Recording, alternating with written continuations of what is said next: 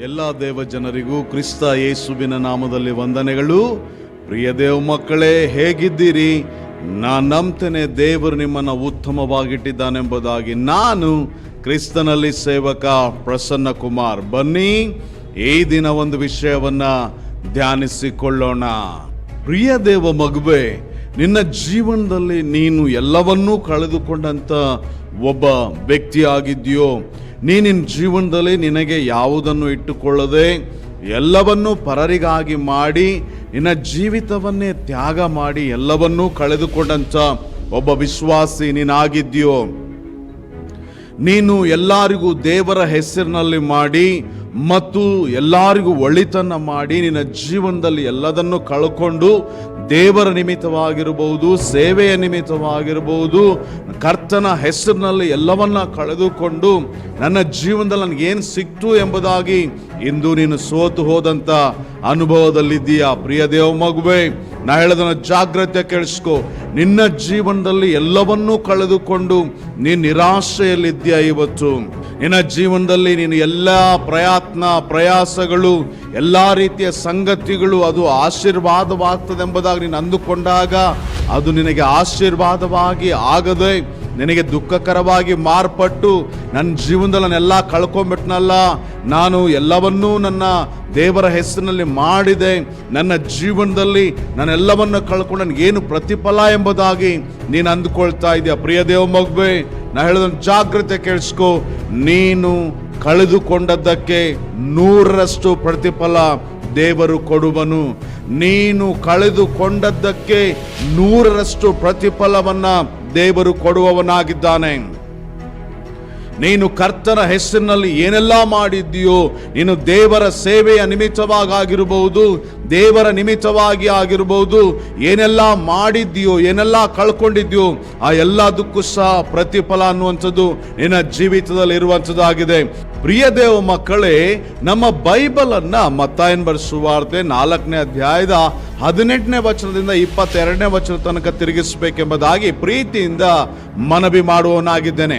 ಅಲ್ಲಿ ಕರ್ತನಾದ ಯೇಸು ಕ್ರಿಸ್ತನ ಶಿಷ್ಯರನ್ನ ಕರೆದಾಗ ಶಿಷ್ಯಂದ್ರು ತಮ್ಮ ದೋಣಿಗಳನ್ನ, ತಮ್ಮ ಬಲೆಗಳನ್ನ ಮತ್ತು ತಮ್ಮ ತಂದೆಯನ್ನ ಬಿಟ್ಟು, ಅವರು ಸಮಸ್ತವನ್ನು ಬಿಟ್ಟು ಯೇಸು ಕ್ರಿಸ್ತನನ್ನ ಹಿಂಬಾಲಿಸಿದವರಾಗಿದ್ದಾರೆ.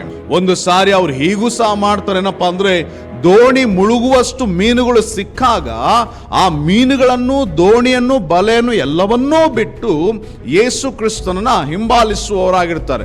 ಜಾಗ್ರತೆ ಕೇಳಿಸ್ಕೊಳ್ರಿ.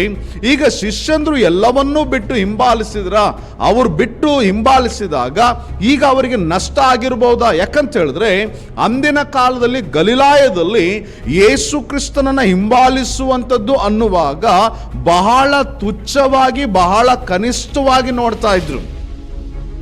ಯೇಸು ಕ್ರಿಸ್ತನ ಹಿಂಬಾಲಕರು ಅನ್ನುವಾಗ, ಯೇಸು ಕ್ರಿಸ್ತನ ಹಿಂಬಾಲಿಸ್ತಾ ಇದ್ದಾರಂದಾಗ ಬಹಳವಾಗಿ ತುಚ್ಛವಾಗಿ ನೋಡ್ತಾ ಇದ್ರು. ಯಾಕಪ್ಪ ಅಂದ್ರೆ, ಅಂದಿನ ಕಾಲದಲ್ಲಿ ಗಲಿಲಾಯದಲ್ಲಿ ಏನಾಗಿತ್ತಪ್ಪ ಅಂದ್ರೆ, ರಬಾನಿಕ್ ಅನ್ನುವಂತ ಒಂದು ಪಂಗಡ, ಅಥವಾ ಇನ್ನೊಂದು ಮಾತಲ್ಲಿ ಹೇಳಬೇಕಂದ್ರೆ ರಬ್ಬಿಗಳು ಅಥವಾ ಫರಿಸಾಯರು, ಶಾಸ್ತ್ರಿಗಳು, ಈ ಒಂದು ಪಂಗಡ ಇತ್ತಲ್ಲ, ಇದು ಬಹಳ ಪ್ರಾಬಲ್ಯವನ್ನು ಹೊಂದಿದಂತ ಸ್ಥಳ ಗಲಿಲಾಯ ಆಗಿತ್ತು. ಈಗ ಅಂತ ಸಮಯದಲ್ಲಿ ಯೇಸು ಕ್ರಿಸ್ತನ ಹಿಂಬಾಲಿಸುವಂಥದ್ದು ಅನ್ನುವಾಗ ದೊಡ್ಡ ಸವಾಲಾಗಿತ್ತು, ಮತ್ತೆ ಅದು ಬಹಳ ಅವಮಾನಕರವಾಗಿ ಮತ್ತು ಜನರ ದೃಷ್ಟಿಯಲ್ಲಿ ಬಹಳ ಕೇವಲವಾಗಿರುವಂಥದ್ದಾಗಿತ್ತು. ಈಗ ನೀವು ಆಲೋಚನೆ ಮಾಡಿ, ಶಿಷ್ಯಂದ್ರು ಯೇಸು ಕ್ರಿಸ್ತ ನಿಮಿತ್ತವಾಗಿ ಎಲ್ಲವನ್ನೂ ಬಿಟ್ಟು ಹಿಂಬಾಲಿಸುವಾಗ ಅವರು ಜನರಿಂದ ಈ ರೀತಿಯಂತ ತಿರಸ್ಕಾರ, ಅವರು ಜನರಿಂದ ಒಂದು ವಿಧವಾದಂತ ವಿರೋಧವನ್ನ ಅವರು ಅನುಭವಿಸುವಾಗ ಹೇಗನ್ಸಿರ್ಬೋದು ಅವರಿಗೆ? ನಾವು ಯೇಸು ಕ್ರಿಸ್ತನ್ನ ಹಿಂಬಾಲಿಸಿ ತಪ್ಪು ಮಾಡಿಬಿಟ್ಟುವೋ ಅಂತ ಅನಿಸಿರ್ಲಿಕ್ಕಿಲ್ವಾ? ನಾನೀಗ ಹೇಳುವಂತ ವಿಷಯ ನೀವು ಚಾರಿತ್ರಿಕವಾಗಿ ನೋಡುವಾಗ ಚರಿತ್ರೆಯಲ್ಲಿ ಬರೆಯಲ್ಪಟ್ಟದೆ. ಗಲಿಲಾಯದವರು ಯೇಸು ಕ್ರಿಸ್ತನನ್ನ ಹಿಂಬಾಲಿಸಿದಾಗ ಗಲಿಲಾಯದ ಇತರ ಪಂಗಡಗಳು ಯೇಸು ಕ್ರಿಸ್ತನ ಹಿಂಬಾಲಕರನ್ನ ಬಹಳ ತುಚ್ಛವಾಗಿ ನೋಡ್ತಿದ್ರೆಂಬುದಾಗಿ ಚರಿತ್ರೆಯಲ್ಲಿ ಬರೆಯಲ್ಪಟ್ಟದೆ. ಪ್ರಿಯ ದೇವ ಮಗುವೆ, ಈ ರೀತಿಯಾಗಿ ಅವರು ಯೇಸು ಕ್ರಿಸ್ತನಿಗಾಗಿ ಎಲ್ಲವನ್ನೂ ಬಿಟ್ಟು ಹಿಂಬಾಲಿಸಿದಾಗ ಒಂದು ದಿನ ಪ್ರಶ್ನೆ ಬರ್ತದೆ. ಅದು ಮತ್ತಾಯನ ಬರೆದ ಸುವಾರ್ತೆ 19ನೇ ಅಧ್ಯಾಯದ 27ನೇ ವಚನ 28ನೇ ವಚನದಲ್ಲಿ ಪೇತ್ರನು ಹೇಳ್ತಾನೆ, ಕರ್ತನೇ, ನಾವು ನಿನಗಾಗಿ ಎಲ್ಲವನ್ನೂ ಬಿಟ್ಟು ಬಂದು ಬಿದ್ದೇವಲ್ಲ, ಹಾಗಾದ್ರೆ ನಮಗೆ ಏನು ಪ್ರತಿಫಲ ಸಿಗ್ತದೆ ಎಂಬುದಾಗಿ ಕೇಳಿದಾಗ ಕರ್ತನು 28ನೇ ವಚನದಲ್ಲಿ ಹೀಗೆ ಹೇಳ್ತಾನೆ, ನಾನು ನನ್ನ ರಾಜ್ಯವನ್ನು ಪಡೆದವನಾಗಿದ್ದಾಗ ನನ್ನ ಸಂಗಡ ನೀವು 12 ಸಿಂಹಾಸನಗಳಲ್ಲಿ ಕೂತ್ಕೊಂಡು ನೀವು ನ್ಯಾಯ ತೀರಿಸ್ತೀರಿ ಎಂಬುದಾಗಿ ಕರ್ತನು ಹೇಳ್ತಾ ಇದ್ದಾನೆ. ಅಂದ್ರೆ ಶಿಷ್ಯಂದರು ತಾವು ಎಲ್ಲವನ್ನ ಬಿಟ್ಟು ಬಂದಿದ್ದಕ್ಕಾಗಿ ದೇವರು ಅವರಿಗೆ ಪರಲೋಕದಲ್ಲಿ ತನ್ನ ರಾಜ್ಯವನ್ನು ಸ್ಥಾಪಿಸಿದಾಗ ಸಿಂಹಾಸನದ ಮೇಲೆ ಕೂತ್ಕೊಂಡು ನ್ಯಾಯ ತೀರಿಸುವಂತ ಒಂದು ಪ್ರತಿಫಲವನ್ನ ಅವರಿಗೆ ಕೊಟ್ಟನು. ಬರೀ ಅದು ಅಷ್ಟು ಮಾತ್ರವಾ? ಇಲ್ಲ, ಬಹಳಷ್ಟು ವಿಷಯಗಳು ಅವ್ರಿಗೆ ಬಂತು. ಆದ್ರೆ ಅವರು ಕ್ರಿಸ್ತ ನಿಮಿತ್ತವಾಗಿ ಎಲ್ಲವನ್ನೂ ತ್ಯಾಗ ಮಾಡಿ ಅವರು ಕ್ರಿಸ್ತನಿಗಾಗಿ ಜೀವಿಸಿದ್ರು. ಹಾಗಾದ್ರೆ ಪ್ರಿಯ ದೇವ ಮಗುವೆ, ಇಂದು ನೀವು ಮತ್ತು ನಾನು ದೇವರಿಗಾಗಿ ಎಲ್ಲವನ್ನು ತ್ಯಾಗ ಮಾಡಿದಾಗ ಏನು ಸಿಗುವಂತದಾಗಿದೆ? ಶಿಷ್ಯಂದ್ರೇನೋ ತಮ್ಮ ಜೀವಿತವನ್ನ ತ್ಯಾಗ ಮಾಡಿ ಬಂದದಕ್ಕಾಗಿ ದೇವರ ರಾಜ್ಯದಲ್ಲಿ 12 ಸಿಂಹಾಸನಗಳಲ್ಲಿ ಕೂತ್ಕೊಂಡು ನ್ಯಾಯ ತೀರಿಸುವಂತ, ನ್ಯಾಯ ವಿಚಾರಿಸುವಂತ ಒಂದು ಸ್ಥಾನಮಾನ ಸಿಗ್ತದೆ. ಸರಿ, ಒಪ್ಕೊಳ್ಳೋಣ. ಹಾಗಾದ್ರೆ ಇವತ್ತು ನೀವು ಮತ್ತು ನಾನು ಯೇಸು ಕ್ರಿಸ್ತ ನಿಮಿತ್ತವಾಗಿ ಏನಾದ್ರೂ ಕಳ್ಕೊಂಡಿದ್ದಾದ್ರೆ, ಏನಾದ್ರೂ ಬಿಟ್ಟು ಹೋಗಿದ್ರೆ ನಮಗೇನು ಸಿಗ್ತದೆ? ನಾವು ಬಹಳಷ್ಟು ಸಾರಿ ದೇವರಿಗಾಗಿ ಮಾಡಿ ಬಹಳಷ್ಟು ವಿಶ್ವಾಸಿಗಳು ನನ್ನ ಈ ಸೇವಾ ಜೀವಿತದಲ್ಲಿ 27 ವರ್ಷ ಸೇವಾ ಜೀವಿತದಲ್ಲಿ ಮಾಡಿ ಮಾತಾಡ್ಕೊಂಡು ಅವ್ರು ಬಹಳ ಜನ ಇದ್ದಾರೆ. ನಾನು ಕ್ರಿಸ್ತನ್ಗಾಗಿ ಇದನ್ನ ಬಿಟ್ಟೆ, ನಾನು ಕ್ರಿಸ್ತನ್ಗಾಗಿ ಇಷ್ಟು ಹಿಂಸೆ ಅನುಭವಿಸಿದೆ, ನಾನು ಕ್ರಿಸ್ತನ್ಗಾಗಿ ಇಷ್ಟು ಒಂದು ನಿಂದೆ ಅಪಮಾನಗಳು ಅನುಭವಿಸಿದೆ, ನಾನು ಕ್ರಿಸ್ತನ್ಗಾಗಿ ಇದನ್ನ ಮಾಡಿದೆ, ಸಭೆಗೆ ಇಷ್ಟು ಮಾಡಿದೆ, ಆದ್ರೆ ಇವತ್ತು ಏನ್ ಬಂತು, ಹೇಗ್ ಬಂತು ಅಂತೇಳಿ ಬಹಳಷ್ಟು ರೀತಿಯಲ್ಲಿ ಗುನುಗುಟ್ಟುವಂತ ಜನರು ನಾನು ನೋಡಿದ್ದೇನೆ. ಆದ್ರೆ ಜಾಗ್ರತೆ ಕೇಳಿಸ್ಕೊಡ್ರಿ, ನಾ ಹೇಳೋದನ್ನ ಜಾಗ್ರತೆ ಕೇಳಿಸ್ಕೊಡ್ರಿ. ಇವತ್ತು ನೀವು ಮತ್ತು ನಾನು ಕ್ರಿಸ್ತ ನಿಮಿತ್ತವಾಗಿ ಎಲ್ಲವನ್ನೂ ಕಳೆದುಕೊಂಡಿದ್ದಾದ್ರೆ ನಮಗೆ ಏನಿದೆ? ಹಾಗಾದ್ರೆ ಪ್ರಿಯ ದೇವ ಮಗುವೆ, ನಾ ಹೇಳೋದನ್ನ ಜಾಗ್ರತೆ ಕೇಳಿಸ್ಕೋ.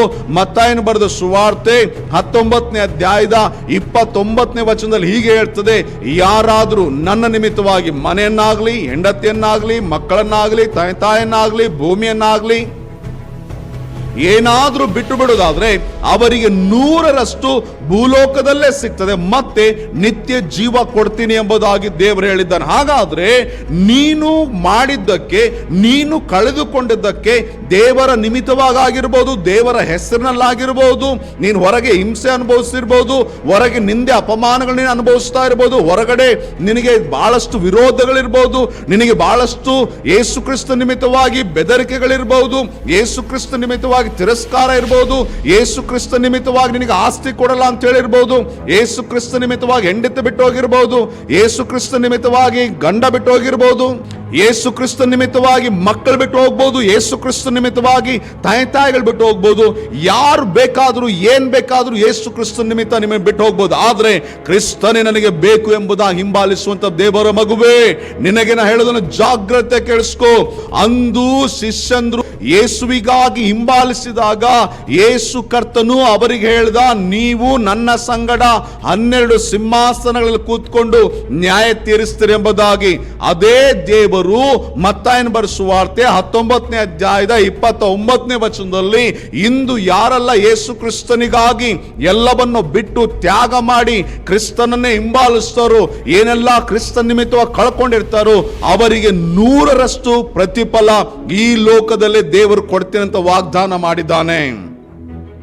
ಇದು ನನ್ನ ಮಾತಲ್ಲ, ನಾನು ಕಳ್ಕೊಂಡಿದ್ದಕ್ಕೆ ತಿರುಗಿ ಪ್ರತಿಫಲ ಬರ್ತಾ ಅನ್ನೋದು ನನ್ನ ಮಾತಲ್ಲ. ನಾನು ದೇವರಿಗಾಗಿ ಏನಾದರೂ ಮಾಡಿದ್ರೆ ಅದು ನನಗೆ ಪ್ರತಿಫಲ ಬರ್ತದೆ ಎಂಬುದಾಗಿ ಹೇಳೋದು ನನ್ನ ಮಾತಲ್ಲ. ಅದು ನಾನು ಯಾರಿಗಾದ್ರೂ ಸೇವೆಗಾಗಿರ್ಬೋದು, ಸಭಾಪಾಲಕನಿಗಾಗಿರ್ಬೋದು, ದೇವರ ಹೆಸರಿನಲ್ಲಿ ನೀವು ಯಾರಿಗೆ ಏನೇ ಮಾಡಿರ್ಬೋದು ಅದಕ್ಕೆ ಪ್ರತಿಫಲ ಬರ್ತದೆ ಎಂಬುದಾಗಿ ಹೇಳುವಂತ ಮಾತು ನನ್ನ ಮಾತಲ್ಲ, ಅದು ದೇವರ ಮಾತು. ದೇವರೇ ಹೇಳಿದ್ದಾರೆ ಏನಂತೇಳಿ, ಯಾರೆಲ್ಲ ನನ್ನ ನಿಮಿತ್ತವಾಗಿ ಏನೆಲ್ಲ ಕಳ್ಕೊಳ್ತಾರೋ, ಏನೆಲ್ಲ ಮಾಡ್ತಾರೋ ಅವರಿಗೆ 100ರಷ್ಟು ಪ್ರತಿಫಲ ದೇವರು ಕೊಡ್ತೀನಿ ಅಂತೇಳಿ ಹೇಳಿದ್ದಾನೆ. ಹಾಗಾದ್ರೆ ಪ್ರಿಯ ದೇವ ಮಗುವೇ, ಈ ಲೋಕದಲ್ಲಿ ಒಂದು ತಂಬಿಗೆ ತಣ್ಣೀರು ಕೊಟ್ರೆ ಅದಕ್ಕೆ ಬರತಕ್ಕ ಪ್ರತಿಫಲ ತಪ್ಪೋದಿಲ್ಲ ಎಂಬುದಾಗಿ ದೇವರು ಹೇಳಿದಾಗ, ನೀನು ಕರ್ತನಿಗಾಗಿ ನಿನ್ನ ಜೀವಿತವನ್ನ ತ್ಯಾಗ ಮಾಡಿದಾಗ, ಕರ್ತನಿಗಾಗಿ ನೀನು ಎಲ್ಲವನ್ನು ತ್ಯಾಗ ಮಾಡಿದಾಗ, ನಿನ್ನ ಸ್ವಂತವನ್ನ, ಬಂಧುವನ್ನ ನೀನು ತ್ಯಾಗ ಮಾಡಿದಾಗ, ನಿನ್ನ ಸ್ನೇಹವನ್ನ ತ್ಯಾಗ ಮಾಡಿದಾಗ, ನಿನ್ನ ಪಾಪ ಇಚ್ಛೆ ಭೋಗಗಳನ್ನ ನೀನು ತ್ಯಾಗ ಮಾಡಿದಾಗ, ಲೋಕದ ಆಸೆ ಆಕಾಂಕ್ಷೆಗಳನ್ನ ತ್ಯಾಗ ಮಾಡಿದಾಗ, ಎಲ್ಲವನ್ನು ತ್ಯಾಗ ಮಾಡಿದ ನಿನಗೆ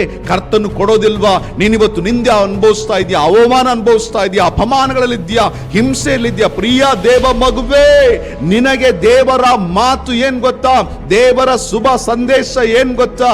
ದೇವರು ನಿನಗೆ 100ರಷ್ಟು ಕೊಡುವವನಾಗಿದ್ದಾನೆ. ಇದು ನನ್ನ ಮಾತಲ್ಲ, ದೇವರ ಮಾತು. ಇದು ನನ್ನ ಮಾತಲ್ಲ, ದೇವರ ಮಾತು. ದೇವರು ನೀನು ಕಳೆದುಕೊಂಡದ್ದಕ್ಕೆ 100ರಷ್ಟು ಕೊಡ್ತೇನೆಂಬುದಾಗಿ ವಾಗ್ದಾನ ಮಾಡಿದ್ದಾನೆ. ಹಾಗಾಗಿ ಕಳೆದುಕೊಂಡು ಸೋತು ಹೋದ ದೇವ ಮಗುವೇ, ಎಲ್ಲವನ್ನ ಕಳೆದುಕೊಂಡು ಸಭೆಯಿಂದ ದೂರ ಇರುವಂತ ದೇವರ ಮಗುವೇ, ಎಲ್ಲವನ್ನ ಕಳೆದುಕೊಂಡು ಸಭಾಪಾಲಕರಿಂದ ದೂರ ಇರುವ ದೇವರ ಮಗುವೇ, ಎಲ್ಲವನ್ನ ಕಳೆದುಕೊಂಡು ದೇವರಿಂದ ದೂರ ಇರುವ ದೇವರ ಮಗುವೇ, ಬಾ ದೇವರ ಬಳಿಗೆ. ಇಲ್ಲ ಇಲ್ಲ ಇಲ್ಲ ಇಲ್ಲ, ನಿನಗೆ ದೇವರು ಪ್ರತಿಫಲ ಕೊಡ್ತೀನಿ ಅಂತ ಹೇಳಿದ್ದಾನೆ. ನೀನು ಮಾಡಿದ ಒಂದಕ್ಕೆ 100ರಷ್ಟು ಪ್ರತಿಫಲ. ನೀನು ಮಾಡಿದ್ದಕ್ಕೆ ಮಾಡೋದಲ್ಲ, ನೀನು ಮಾಡಿದ್ದಕ್ಕೆ 100ರಷ್ಟು ಪ್ರತಿಫಲ ಆತನು ಕೊಡುವವನಾಗಿದ್ದಾನೆ. ನಿನಗೆ ಪ್ರತಿಫಲ ಇದೆ, ಸೋತ್ ಹೋಗ್ಬೇಡ.